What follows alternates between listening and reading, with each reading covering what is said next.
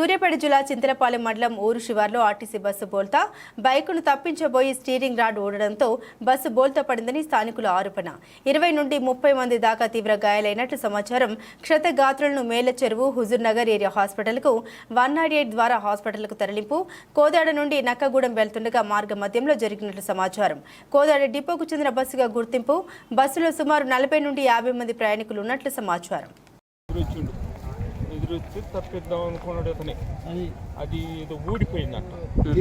టీరింగ్ది సుమారు 100 మంది పైన ఉంటారు. నిలబడ్డాం మేము.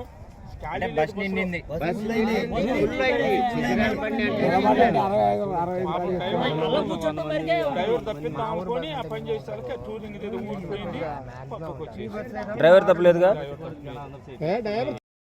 దురదృష్టవశాత్తు ఈరోజు కోదాడ నుంచి మరి చింతరాలు వెళ్తున్నట్టు ఆర్టీసీ బస్సులో ఓవర్లోడ్ కావడం వల్ల అది టర్నింగ్లో స్టీరింగ్ అనేది కట్టిగాక స్టీరింగ్ అనేది ఇరిగిపోవడం వల్ల మరి ఆ డ్రైవరు పట్టుదప్పి కోల్పోయి ఒక వాహనం కూడా ఆ బస్ కింద పట్టడం జరిగింది. వాళ్ళు కూడా మరి చావుబతుకుల మధ్యలో ఉన్నారు, విషమ పరిస్థితిలో ఉన్నారు. అదేవిధంగా బస్సు పోయి చాలా లోతైన గుంటలో, ఒక 20 అడుగుల లోతైన గుంటలో బస్సు పడిపోవడం జరిగింది.